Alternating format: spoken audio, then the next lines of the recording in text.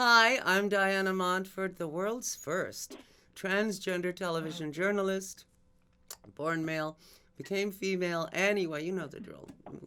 My guest is transgender activist and politician Ms. Melissa Sklarz. Now, you've always seen her when we've had her on, which is many a time, right here. But because of COVID, yes, this is a COVID show, we are not allowed to have live in studio guests. So she's appearing via telephone, and we will be talking to her about what wonders we can only hope the Biden administration brings to all of us. And as you know, Trump was very much against the transgender community. He forbade trans folk to be in the military. Hopefully, that will be lifted now under Biden and Harris. And, well, let's hope it's a bright new day. That's all I can say. My guest, Ms. Melissa Sklarz. Hi. Hi, Diana. Great to be with you tonight, although I'm far away. There you go. Now, where exactly are you a district leader? Yes, I live in Queens, which is in Woodside in Queens. It's the 30th Assembly District. It's where I ran for Assembly 2 years ago. And this past June, I was elected a Democratic district leader in Part B, which is the northern end of the Assembly District. Wonderful. And for those of you who don't live in New York, Queens is a beautiful suburb full of lovely homes, and it is very near Manhattan. And that's the way it is. So now, really, what can we expect from the Biden administration? I know you don't know, you're not psychic, but really, using your long experience in politics, can you make an educated guess? What do you think we'll be seeing in the near future? I think what a lot of people saw in Donald Trump is someone who was really committed to defunding the federal government. He was elected to run the government like he runs a business, which means you cut expenses. So this is what he thought he was supposed to do. His allies and colleagues were among the most reactionary people in America. And so this huge cohort of very, very reactionary conservative people, and they feel that the federal government should not spend its time doing all this civil rights stuff that they think goes against the intent of the Constitution. So we've now had 4 years. We saw a beginning in the Obama years. We had 8 years of Obama stretching civil rights, what the federal government was willing to do on behalf of the American people. My opinion is that journey will continue.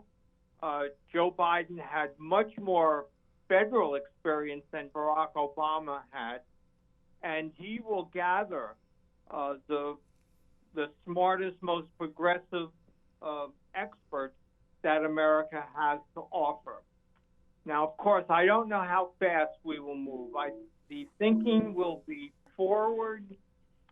He will do his best to use the federal government to help the American people. Now, of course, we had 8 years with Obama, and then we took a 4-year break into hell with Trump, and now we're back on terra firma with Biden and Harris. Should anything happen, God forbid, but should anything happen to Biden, do you think Harris will be LGBTQ positive? Kamala Harris also has much more experience than Barack Obama did. Kamala Harris has been a district attorney. She's been an attorney general. She's been a United States senator. She is a woman of color. She's half Indian, half black. I think that she knows how to make tough choices, which is what you want someone with experience to be able to do. I think she'll be a great leader. She is a generation younger than Joe Biden. And I think if Joe Biden gets tired of being president in 4 years, Kamala Harris will be a great replacement. Wonderful. Now, I've heard that Biden will institute transgender folk in the military. Do you think that will happen? Yes, Joe Biden was supportive of transgender civil rights before Barack Obama. I really think, though, the bigger issue is whether President Biden can reinstitute housing protections, shore up our health care, and make sure that trans people and non-trans people have access out of poverty towards a middle-class lifestyle.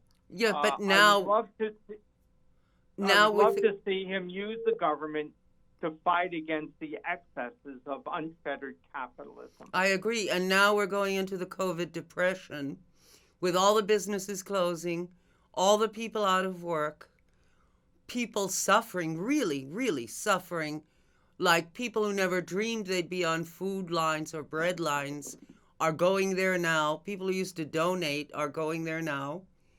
Uh, this is very difficult for people. We need a strong democratic leader, just as we had FDR 80 years ago. We need that now to help us wend our way out of the COVID depression. I think Biden will be very good at that, don't you? Did you know that Joe Biden had the largest popular vote against an incumbent since FDR did against Herbert Hoover Isn't that in great? 1932? Yes. Isn't that great? I think that when anyone asked Donald Trump about COVID, all he would say is he closed the border with China in January when everyone said he shouldn't do it, and no one else knew what to do except for him. Of course, that was the only thing he did. Now here we are in December, and COVID is everywhere. I think that Joe Biden will get a team of medical experts and will make a strong effort to fight the pandemic in the United States. Now, Trump, in all his racist malevolence, used to refer to COVID as the China virus. He was disgusting with that, and many Asian folk, Chinese or not, had great problems in our country because Trump pointed the fickle finger of fate at them and said that they were the cause of the COVID virus, which is not true. It mutated, and supposedly here in New York, the cause of our particular COVID virus is Europe, strangely enough. So we really, will the racism abate? Now I know nothing changes instantly, but will there be some kind of dialogue so that there's no longer a Breonna Taylor, a Sandra Bland, a poor George Floyd, Eric Gardner, all these people who died needlessly out of just wild racism and cruelty and mindless murder? I think what we've seen in these past 4 years, and probably the 4 years prior to this, that systemic racism is so prevalent in America, it's so obvious that even white people see it. I don't know. Donald Trump was committed to white nationalism and white hegemony, and he got 73 million votes, 73 million Americans, the second most in American history, said, I've seen 4 years of Donald Trump, and I want to see more. So there is a very sizable minority of people that believe white nationalism is good for America. I do not agree. I think that passing laws, what I would like to see is a change with immigration. I would like to see the return to access to asylum, to legal immigration, instead of Donald Trump closing the borders. I think that systemic racism is a battle for all of us. It's really a battle for white people. Black people have been fighting against racism for 100 years, and they need white people to step up and do their part in fighting racism. Well, now, racism is not tremendously strong here in New York. So it's difficult for us here in New York to understand how deep racism is in other areas of the U.S., isn't it? Neither you or I are black, so I mean, for us to spend your valuable studio time discussing racism would probably not. You could probably get a black educated person who could talk about this better than me. Our schools are very racially segregated. Our housing is very racially segregated.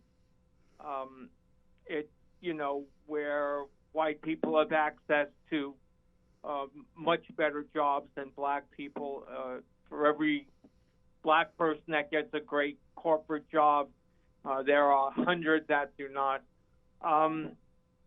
I live in a very, very integrated part of Queens. Queens is one of the most diverse I think it's counties the in America. most diverse Yes. borough in the U.S., actually. Yeah. I live near public housing. My building complex is racially integrated. There are people from all over the world. There are people from countries that I've never even heard of before that are my neighbors. And I like it like that. I think fighting racism is, I think Joe Biden and Kamala Harris and their civil rights leaders that they will promote to the government will do a much better job than Donald Trump did. Well, my God, of course. I mean, he was openly white supremacist and was congratulating the Proud Boys and others on their homicidal sprees. So, I mean, yeah, almost anyone would be better. The late George Wallace would be better than Trump. Please, come on. I mean, but anyway, do you think the economy... Donald Trump hasn't been out in public as a person in 40 years. He has lived in the most protected bubble a human can live in. He's lived the life of a billionaire. The idea that he has his finger on the pulse of race in America is... I know, it's laughable. It's ridiculous. It's, the only immigrants he likes are Eastern European prostitutes, apparently. But anyway, we're going into a very bad period economically, obviously, because of COVID. As I've said, the COVID depression. We are going to have to strengthen the safety net that started being chipped away at by Reagan. We have to bring back the safety net. We have to, because people will starve in the streets. Yep. The biggest concern that I have is people were excused from paying rent since March and April. Well, now all that rent is coming due, and it's coming due at the end of the calendar year, which is next month. And not only are all the renters going to have to pay rent to the landlord, but the landlords are now going to have to pay the mortgages to the bank. So the real concern is what happens next. What are all these people that owe all this money, and yet our job situation is in flux, and we still don't know what January and February will look like, whether it'll be safe for people to congregate in business and in the streets. That's really the big concern is how are you going to handle this housing situation, and what's going to happen once the federal protection is taken away, or at least the New York State protection from all these people that rent in New York City. Well, I believe Senator Brad Hoylman is spearheading a rent forgiveness proposition, isn't he? Yes. But in the end, all decisions like this are in the hands of Governor Cuomo. Early in the pandemic, the state government gave him extraordinary authority and power to act quickly. As far as I know, he still has that power.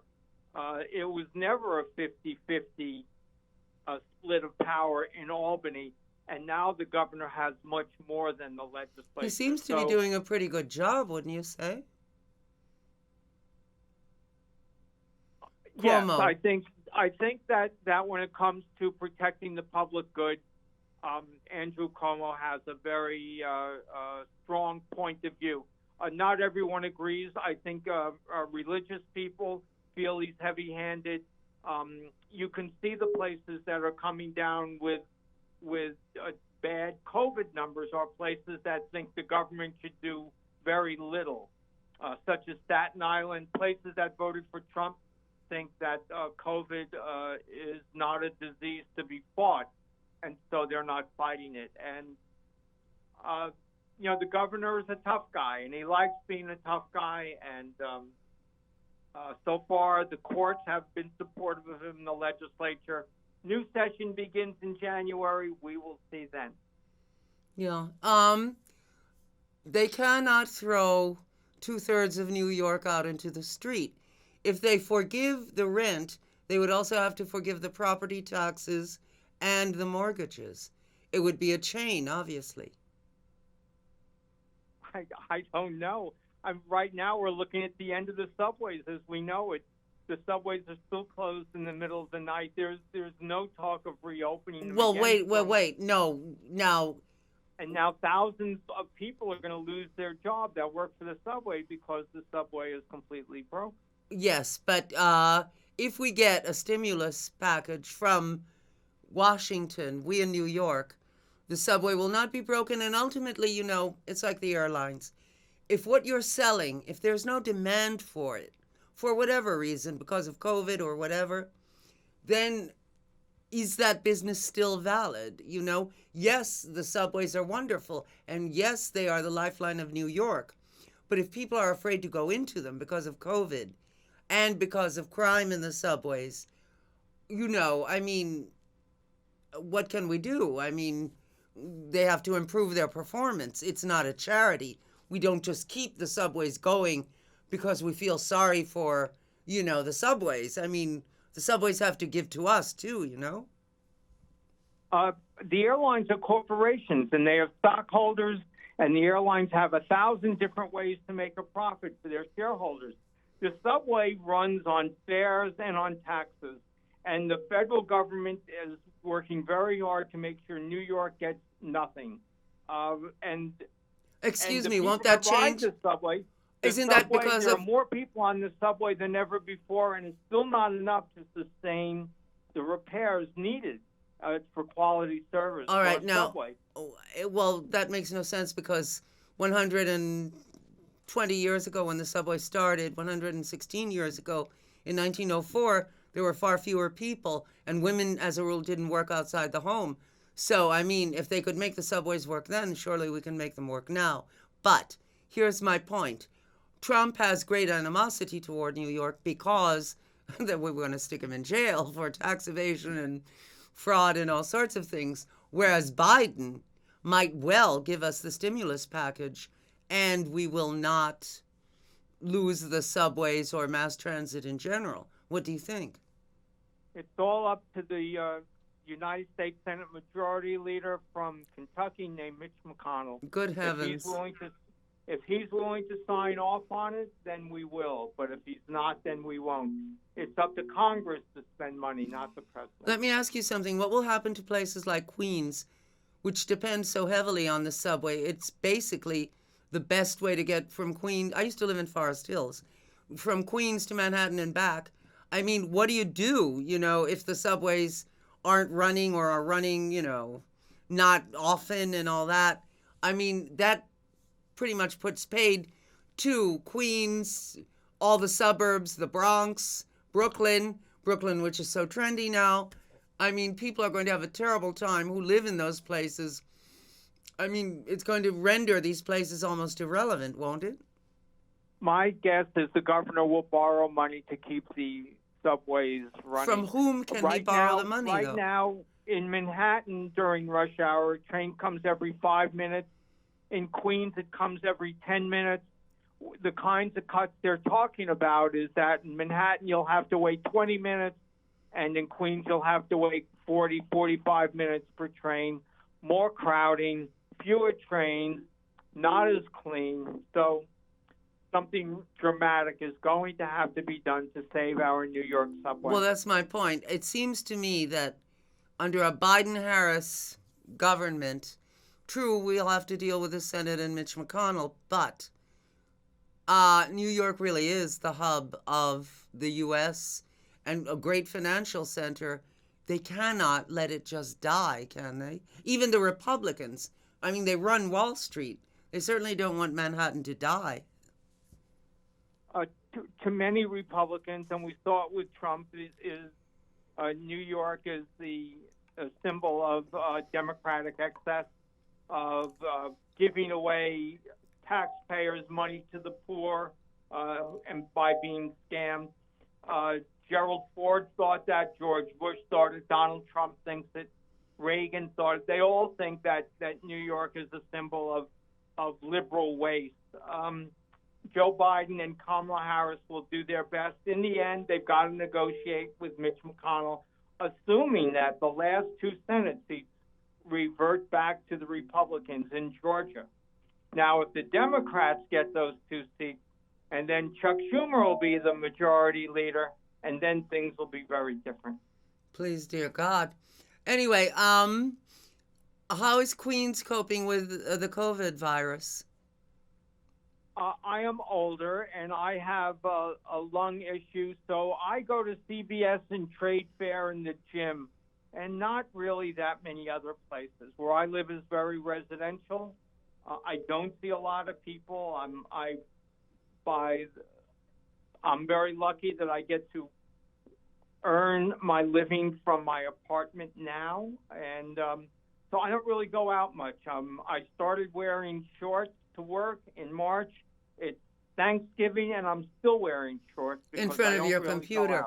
Well, yeah, I live on the Upper East Side, and I go to the market. I go buy vitamins, and that's my life right now. During the summer, they were opening up a lot of restaurants on the street during the early autumn. It was really great and festive and fun. But now it's cold, and I don't know if people are willing to eat outdoors in the cold. Every single I don't know what's going to happen. Every single nail salon, every single dry cleaner, every single shoe repair in my neighborhood has closed down. The Barnes & Noble we had on 86th Street has closed down. The MAC makeup store we had on 86th Street has closed down. I almost had a heart attack. I love MAC.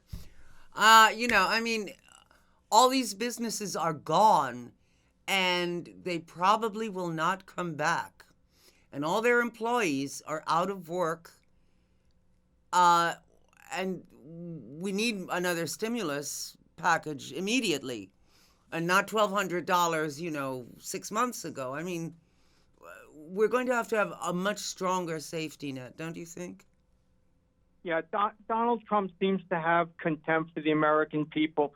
I'm not really quite sure why, but it seems rather obvious. With the Republicans, their idea of supporting America is supporting American business. And they think it's up to their people's jobs to, rugged individualism and all that. But when capitalism gets unfettered and they take everything and there's nothing left for people, then people suffer. Well, then it's also France 1789, Russia 1917. I mean, they should watch themselves, because most people on Earth are working class. They are not investor class or the nobility. They are working class, I mean, if we don't have jobs, we don't eat. And if we don't have jobs and we don't eat, we get real mad. So, I mean... We've seen people marching in the streets since May. It has to do with Black Lives Matter, but it was also economic concerns and issues.